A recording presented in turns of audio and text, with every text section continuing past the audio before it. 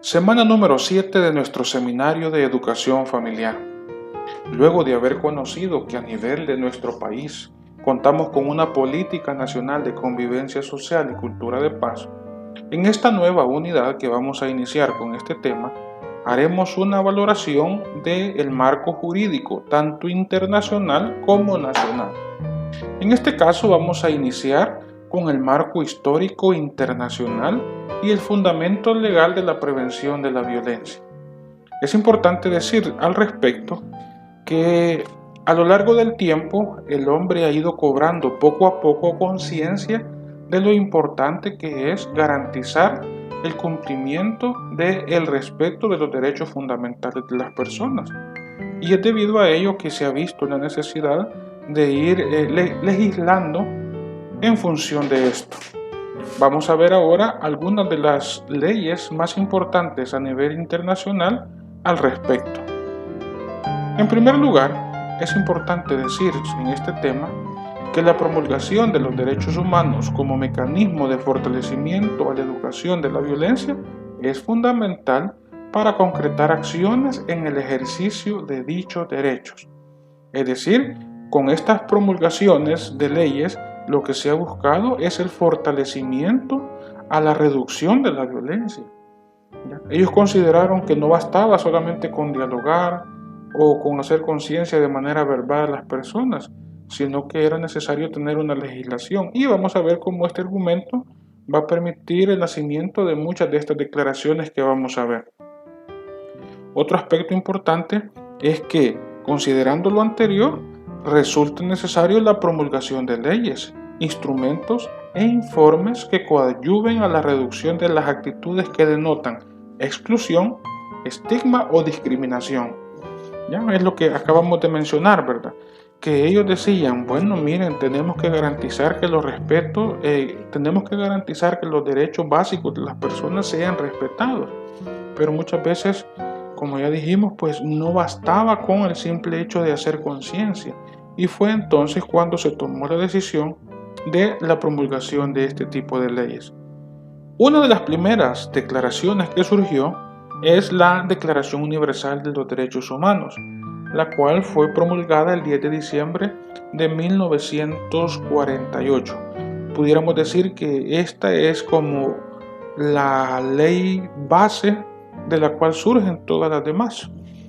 Entonces, cuando esta ley fue promulgada, las personas dejaron dentro de su mismo documento algunos aspectos que ellos consideraron para poder decir que esta ley era necesaria.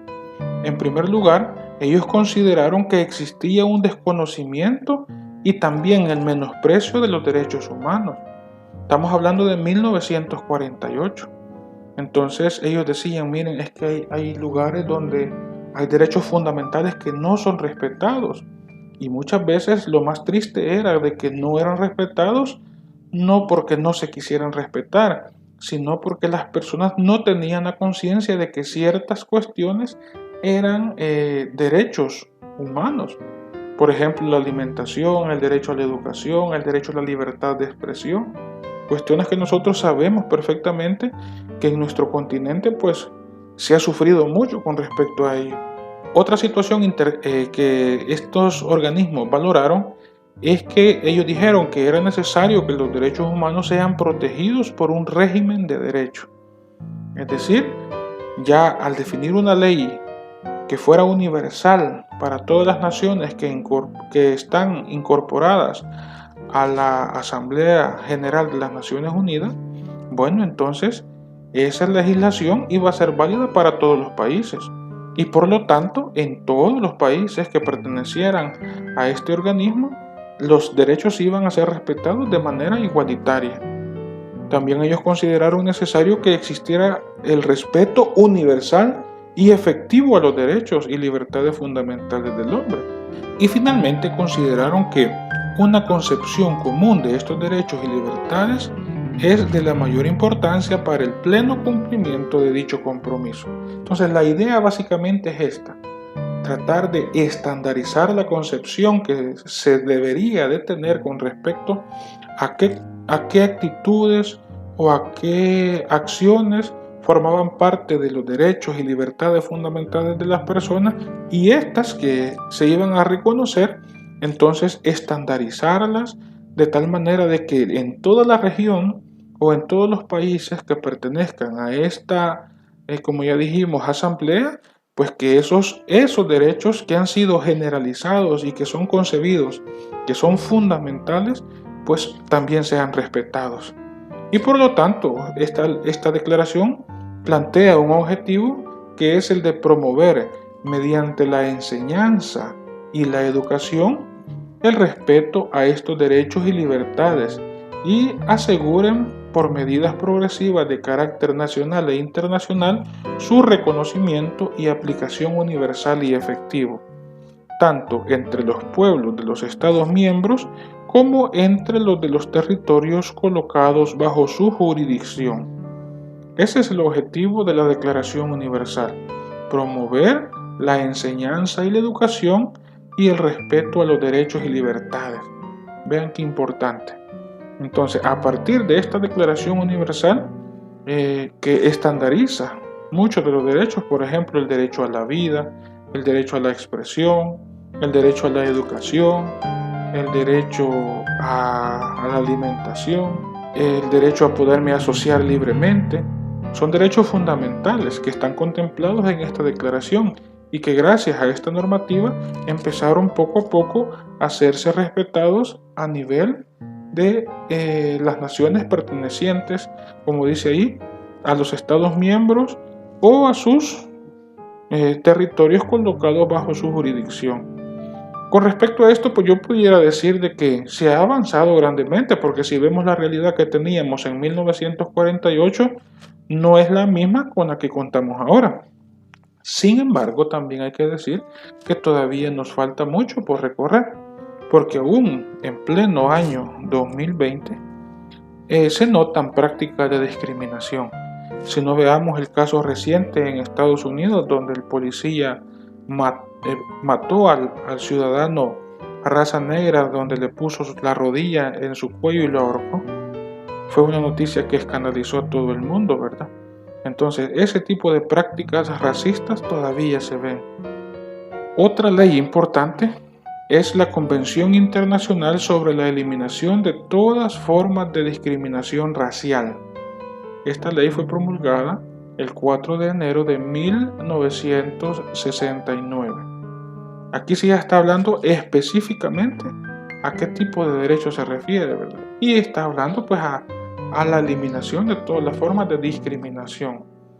Dentro del contexto que se plantea en la ley, que fue fundamental para implementar esta nueva convención, ¿verdad? En primer lugar, pues ellos hacen referencia a todo lo que ya quedó definido en la Declaración Universal de los Derechos Humanos, lo que ya hablamos en la lámina anterior.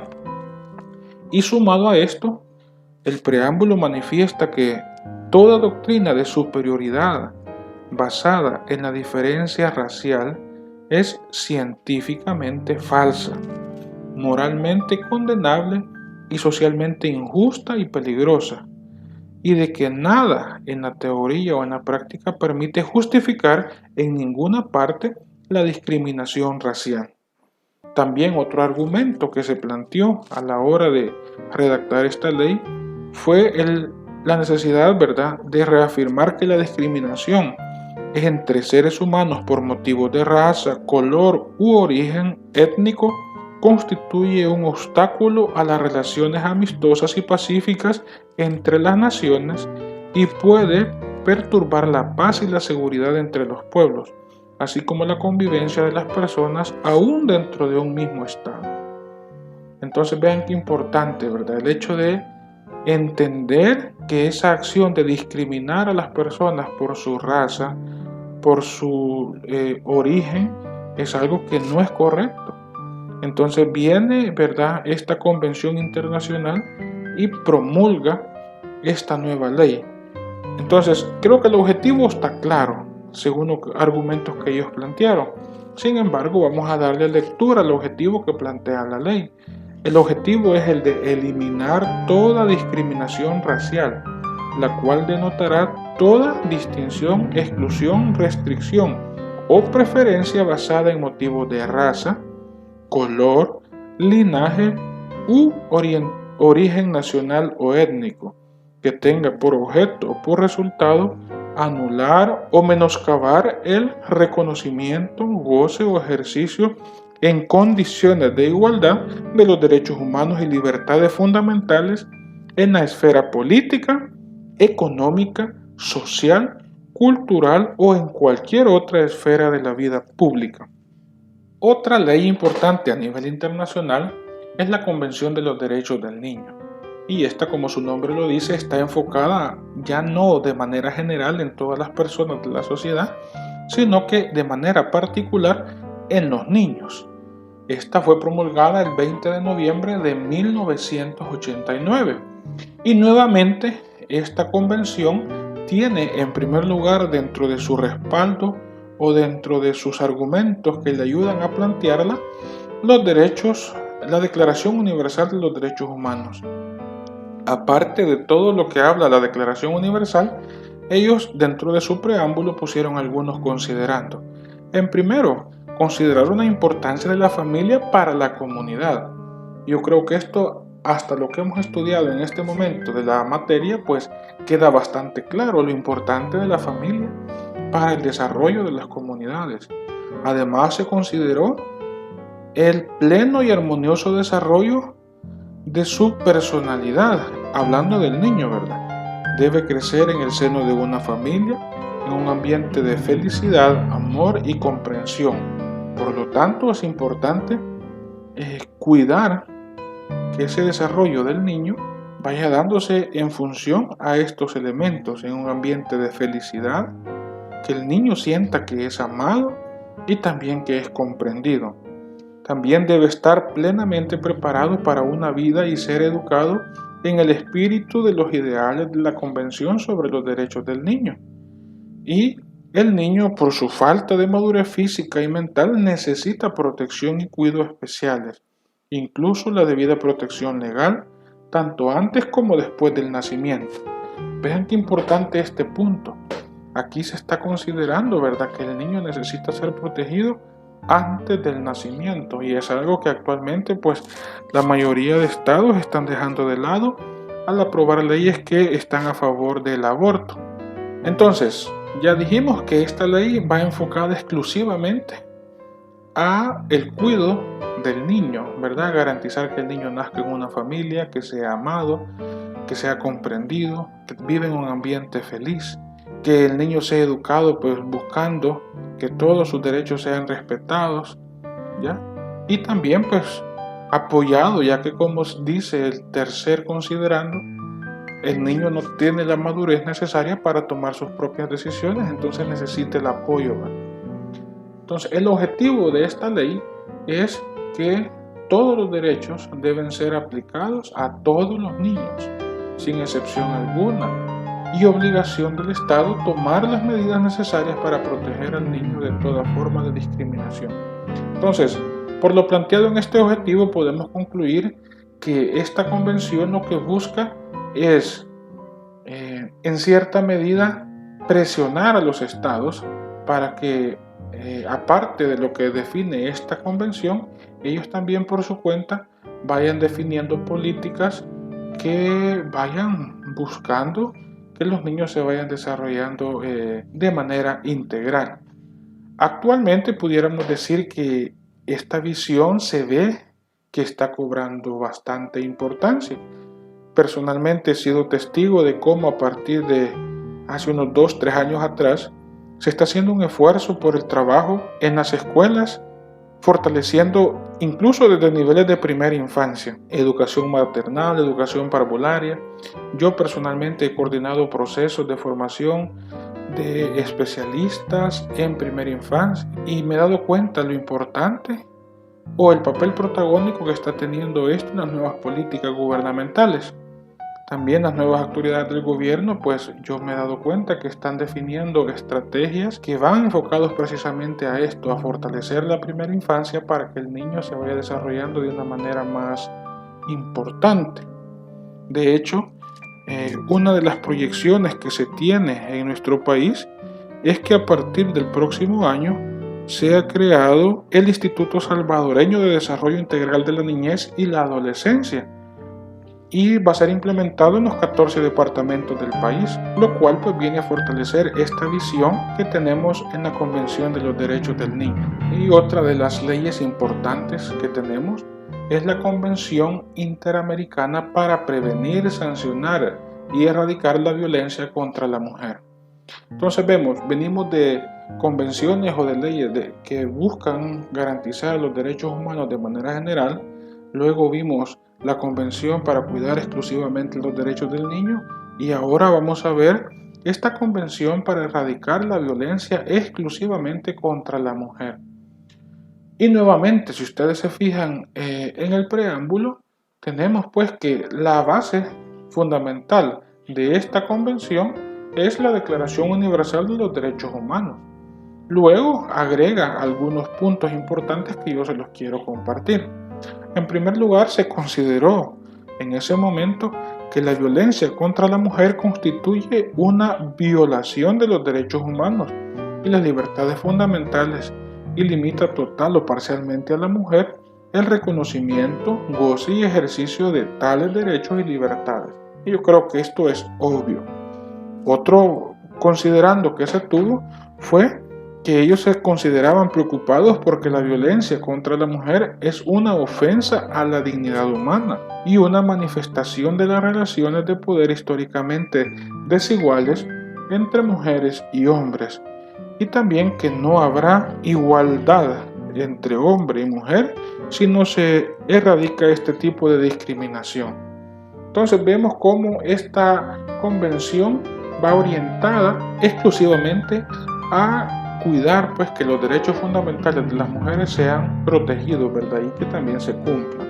El objetivo es eliminar cualquier forma de violencia contra la mujer, entendiendo que es cualquier acción o conducta basada en su género que cause muerte, daño o sufrimiento físico, sexual o psicológico a la mujer, tanto en el ámbito público como en el privado. Con respecto a esto, pues yo creo que ya conocimos bastante de cómo se puede dar este tipo de maltrato a nivel familiar, ¿verdad? La violencia física, la violencia psicológica y todos los tipos de violencia que vimos cuando estudiamos el tema de la violencia intrafamiliar. Entonces, precisamente para garantizar que en todos los estados pertenecientes a las Naciones Unidas sean respetados los derechos de las mujeres, es que se promulga esta convención exclusiva para el cuidado de los derechos pues, de ellas. Y con esto hemos llegado al final de la presentación de los documentos a nivel internacional. Quiero comentarles que sé que hay más documentos que protegen los derechos de las personas y que buscan garantizar lo que ya hemos venido hablando, ¿verdad? Una convivencia afectiva y una convivencia plena en las sociedades donde se busque la implementación de la cultura de paz.